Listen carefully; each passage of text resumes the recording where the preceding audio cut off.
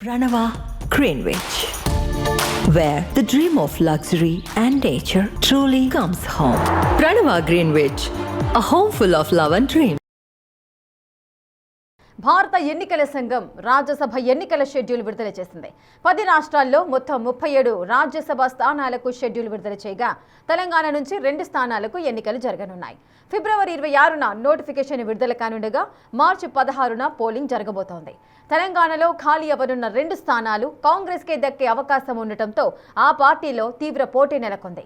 ఆ క్రమంలో తెలంగాణలో మళ్లీ ఎన్నికల హడావిడి మొదలైంది. ఇప్పటికే ఆ 2 స్థానాలకు కాంగ్రెస్ అభ్యర్థులను ఖరారు చేసినట్లుగా ప్రచారం జరుగుతుండటంతో మిగిలిన ఆశావహుల్లో టెన్షన్ నెలకొందట.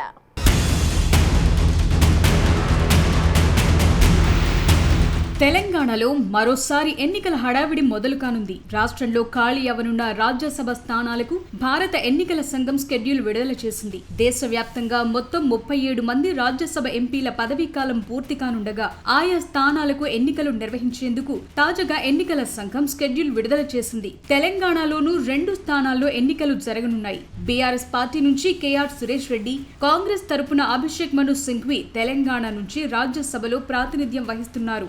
వీరిద్దరి పదవీ కాలం ఏప్రిల్ 9వ తేదీతో ముగియనుంది.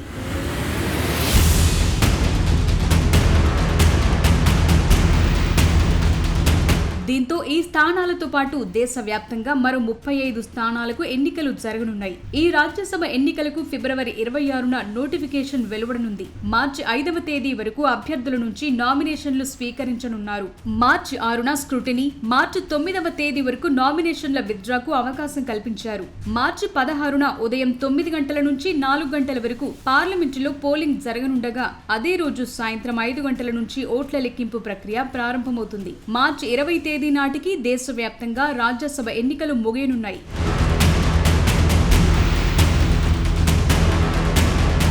రాజ్యసభ ఎన్నికలు రాష్ట్రాల అసెంబ్లీ సభ్యుల ఓట్ల ద్వారా జరుగుతాయి. ప్రస్తుతం అధికార కాంగ్రెస్ పార్టీకి ఎమ్మెల్యేల సంఖ్య బలం ఎక్కువగా ఉండడంతో ఖాళీ అయిన 2 స్థానాలు కాంగ్రెస్ దక్కించుకునే ఛాన్స్ ఉంది. మొత్తంగా 37 స్థానాలకు రాజ్యసభ ఎన్నికలు జరగాల్సి ఉండగా వీటిలో అత్యధికంగా మహారాష్ట్రలో 7 స్థానాలకు ఎన్నికలు జరగనున్నాయి. తమిళనాడు, పశ్చిమ బెంగాల్ రాష్ట్రాల్లో 6 చొప్పున స్థానాలు, బీహార్లో 4, ఒడిశా, అస్సాంలో 3 చొప్పున, తెలంగాణ, ఛత్తీస్గఢ్ లో 2 చొప్పున స్థానాలు, హర్యానా, హిమాచల్ ప్రదేశ్లో ఒక్కొక్క స్థానానికి ఎన్నికలు జరగనున్నాయి.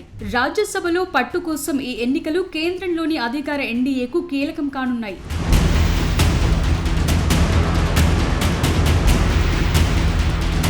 తెలంగాణలో ఖాళీ అవనున్న 2 రాజ్యసభ స్థానాలపై కాంగ్రెస్ నుండి పలువురు కీలక నేతలు ఆశలు పెట్టుకున్నారు. అసెంబ్లీలో ఉన్న సంఖ్య బలంతో కాంగ్రెస్ 2 స్థానాలు దక్కించుకోవటం సులభంగా కనిపిస్తోంది.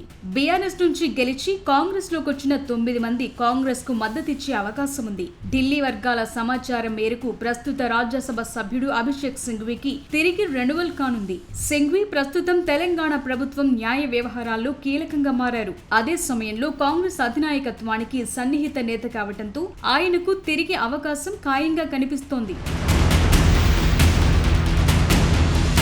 మిగిలిన 2 స్థానానికి తీవ్రమైన పోటీ నెలకొంది. ఇటీవలే ఉపరాష్ట్రపతి అభ్యర్థిగా ఇండియా అలయన్స్ తరపున బరిలో నిలిచిన సుప్రీంకోర్టు మాజీ న్యాయమూర్తి సుదర్శన్ రెడ్డి పేరు ప్రముఖంగా వినిపిస్తోంది.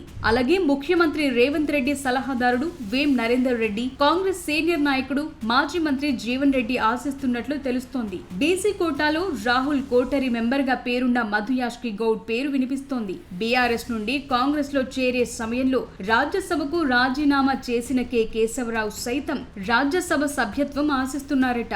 ఇక మరో సీనియర్ నేత రాజ్యసభ మాజీ సభ్యుడు విహెచ్ సైతం రాజ్యసభ ఆశిస్తున్నారట.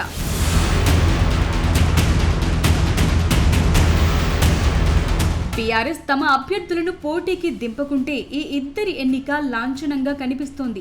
బీఆర్ఎస్ పోటీకి దిగితే మార్చి 16న పోలింగ్, అదే రోజు సాయంత్రం 5 గంటలకు ఓట్ల లెక్కింపుంటుంది. కాంగ్రెస్ నుంచి అభిషేక్ సింఘ్వి పేరు దాదాపు ఖరారైందన్న ప్రచారం నేపథ్యంలో 2 స్థానానికి సుదర్శన్ రెడ్డి పేరు ప్రముఖంగా వినిపిస్తోంది.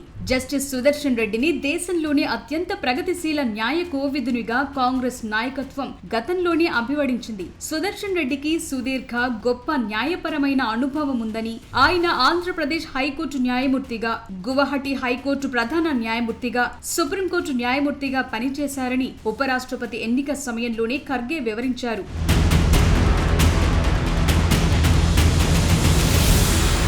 సుదర్శన్ రెడ్డి పోటీలో ఉంటే బీఆర్ఎస్ కూడా అభ్యర్థిని నిలబెట్టబోదంటున్నారు. దాంతో సుదర్శన్ రెడ్డిని పెద్దల సభకు పంపాలన్న న్యాయాన్ని కాంగ్రెస్ అధినాయకత్వం గట్టిగానే పరిశీలిస్తోందట. చివరి నిమిషంలో మార్పులు లేకుంటే సుదర్శన్ రెడ్డి సింఘ్వి తెలంగాణ నుంచి పెద్దల సభకు వెళ్లటం ఖాయంగా కనిపిస్తోంది.